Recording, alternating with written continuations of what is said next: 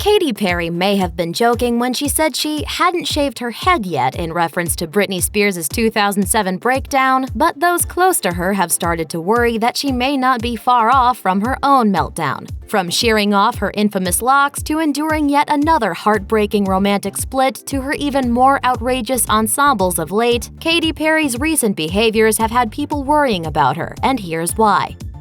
Split personalities. Perry recently revealed that she has a hard time reconciling the stage persona of Katy Perry with the real woman that is Katherine Hudson. I built up this Katy Perry thing that everybody knows is fantastic, but it's more of a facade. In the revealing chat, she explained that part of the reason she decided to shear off her hair was that she wanted to find a way to get back to her old self. I so badly want to be Katherine Hudson that I don't even want to look like Katy Perry anymore sometimes. Such a drastic style switcheroo can be healing, but in Katy's case, it seems like she's struggling to figure out who she is when she's not on the stage. Part of the reason for her persona plight goes way back to the days before she was an international starlet. Tough childhood. As part of her revelatory discussion, Katy Perry revealed she didn't even know how to play with her own nieces because she never got to genuinely play as a child. That may be related to her parents' rigid upbringing, but also to her own professional ambitions. She explained, "I started singing when I was 9, and then I started realizing 11, 12, 13, I started going to Nashville to become more professional, to learn how to write a song. I started turning pro at 11. Not to mention, Perry's parents are evangelical Christian ministers, and she's admitted to struggling with gaining their acceptance as a pop star and even just as a person.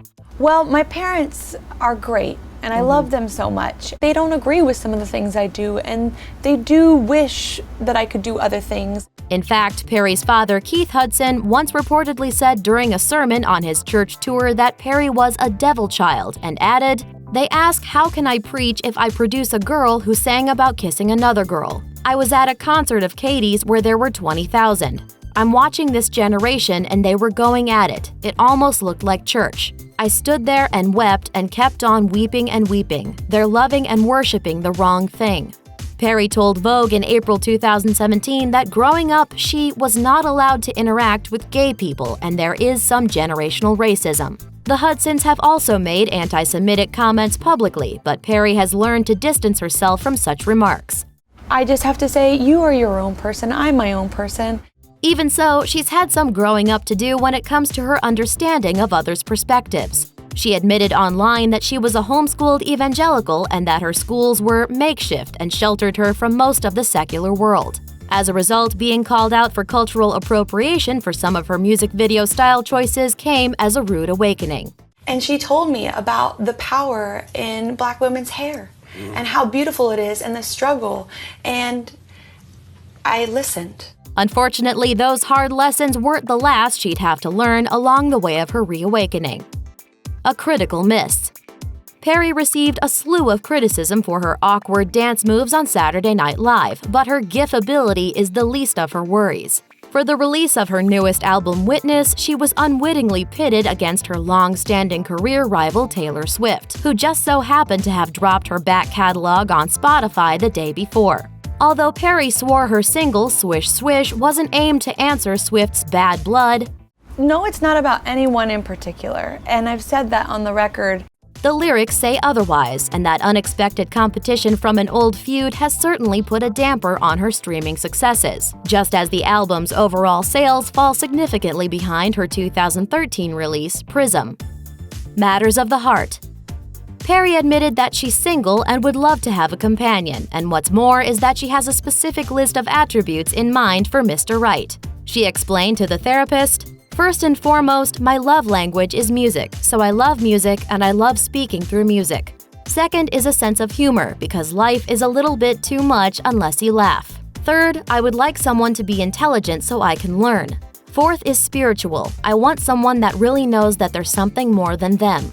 Lastly, I like someone that's powerful. I like someone who puts all that power into play."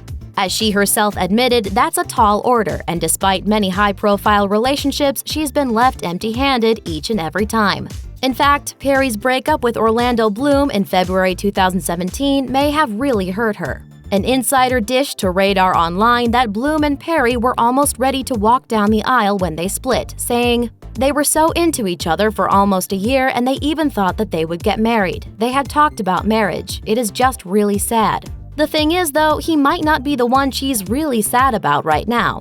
Perry previously told Marie Claire that she and fellow singer John Mayer had to take a break so she could process her divorce and improve her own self-esteem, and it sounds like she may want to reconcile with him. She admitted that of her last 3 relationships, Mayer was the best lover. Diplo? Yes. And then Mayer, then Bloom? Bloom, then Mayer. Oh, there it is! That's a good. For what it's worth, Mayer seems to share the same residual affection for her as well.